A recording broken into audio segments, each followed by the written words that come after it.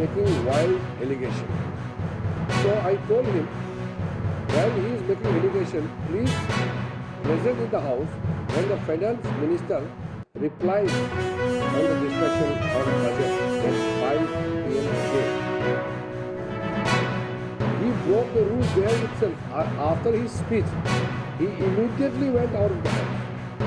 The rule in the house is once a member makes his speech, he cannot leave the house immediately after his speech is over.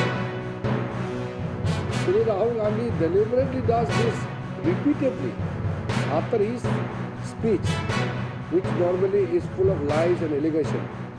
He runs away and he never sits to listen to the reply of the minister. When you are making allegation, you should listen to the reply. It's fortunate that we don't have a very serious nature or a person with a serious character befitting the position of the leader of opposition. So our party has taken a stand that we will counter Rahul's lies outside, but inside the house, notice will be issued. We will serve the first notice to the speaker. We will submit it and then let us see. He has promised that he will authenticate, but I know he cannot authenticate because he lied. He lied on the house.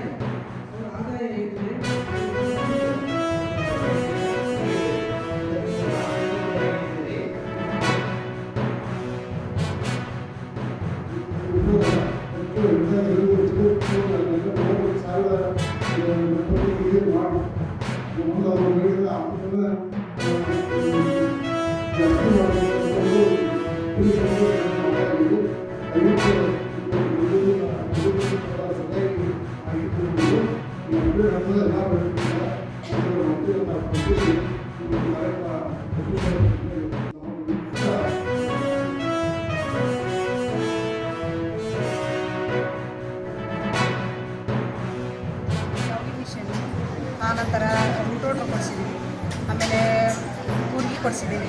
ಆಮೇಲೆ ಸಂಘಗಳಿಗೆ ಹೋಗಿ ನಾವು ಭೇಟಿ ಕೊಟ್ಟು ಸಂಘಗಳಿಗೆ ನಾವು ಕೃಷಿ ಇಲಾಖೆಯಿಂದ ಏನೇನು ಸವಲತ್ತುಗಳು ಸಿಗ್ತಾವೆ ಎಲ್ಲ ಸವಲತ್ತುಗಳನ್ನು ಕೊಡಿಸ್ತಾ ಇದ್ದೀವಿ. ಈ ಸ್ಕೀಮ್ ಒಳ್ಳೆಯ ಸ್ಕೀಮ್ ಅಂತ ಹೇಳ್ತಾರೆ ಸರ್. ಅವರು ತೊಗೊಂಡು ಅವ್ರದ್ದು ಕುಟುಂಬವಾಗಿ ಏನೋ ಆಗಿ ಒಂದು ಕೆಲಸ ಮಾಡಿ ಅವ್ರ ಜೀವನೋಪಾಯ ನಡೆಸಲಿಕ್ಕೆ ಒಂದು ಸಹಾಯ ಆಗಿದೆ.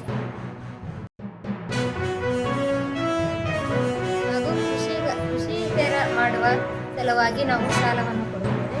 ಹೈನುಗಾರಿಕೆ ಮಾಡೋರಿಗೆ ಆಕಳ ಮತ್ತು ಎಮ್ಮೆಯನ್ನು ತೆಗೆದುಕೊಳ್ಳಲು ಹೇಳುತ್ತೇವೆ. ಮತ್ತು ಬಂದ್ಬಿಟ್ಟು ಕೃಷಿ ಇಲಾಖೆಯಿಂದ ಬರುವ ಆದಾಯ ಅಂದರೆ ನಾವು ಏನೇನು ಕೊಡ್ತೇವೆ ಅನ್ನೋದ್ರ ಬಗ್ಗೆ ಮಾಹಿತಿಯನ್ನು ನೀಡುತ್ತೇವೆ. ಅದರಿಂದ ಅವರು ಆ ಲೋನನ್ನು ತೆಗೆದುಕೊಂಡು ತಾವು ಲಕ್ಷಪತಿ ನಿಧಿಯಾಗಲು ಸಹಕಾರ ನೀಡಲು ನಮ್ಮ NRLM ಸಂಸ್ಥೆದವರು ಒಂದು ಹೆಜ್ಜೆ ಮುಂದಿಟ್ಟಿದ್ದಾರೆ ಅಂತ ಹೇಳಲು ನಾವು ಬಹಳ ಆತ್ಮೀಯರಿಂದ ಖುಷಿಯಿಂದ ಹೇಳುತ್ತೇವೆ. ಅನುಕೂಲ ಆಗ್ತೈತಿ. ಎಷ್ಟೋ ಬಡ ಕುಟುಂಬಗಳು ಮಹಿಳೆಯರು ಕೆಲಸ ಮಾಡಬೇಕು ಅಂತ ಅನ್ಕೊಳ್ತಾರೆ, ಆದ್ರೆ ಅವ್ರಿಗೆ ಅನುಕೂಲ ಆಗ್ತಿರಲ್ಲ. ನಾವು ಇಲ್ಲಿ ರೈತ ಸಂಪರ್ಕದಾಗಿ ಸಿಗುವಂಥ ಮಷಿನ್ಗಳಾಗಿರ್ಬೋದು, ಮತ್ತು ಅದಕ್ಕೆ ಬೇಕಾದಂಥ ತಾಳ್ಪಾಲ್ಗಳು ಇವುದ್ರ ಬಗ್ಗೆ ಮಾಹಿತಿ ನೀಡ್ತೀವಿ. ಎಷ್ಟೋ ಮಹಿಳೆಯರು ಶಾವಿಗೆ ಮಷಿನ್ ಆಗಿರ್ಬೋದು, ಖಾರ ಕುಕ್ಕರ್ ಮಷಿನ್ ಆಗಿರ್ಬೋದು, ಮತ್ತು ಹಿಟ್ಟಿನ ಗಿರಣಿಗಳು ಇವನ್ನೆಲ್ಲ ತಗೊಂಡು ತಮ್ಮ ಜೀವನೋಪಾಯವನ್ನು ನಡೆಸ್ಕೊಳ್ತಿದ್ದಾರೆ. ಗಳಾಗಿ ಕಾರ್ಯನಿರ್ವಹಿಸುತ್ತಿದ್ದಾರೆ. ಇದರಿಂದ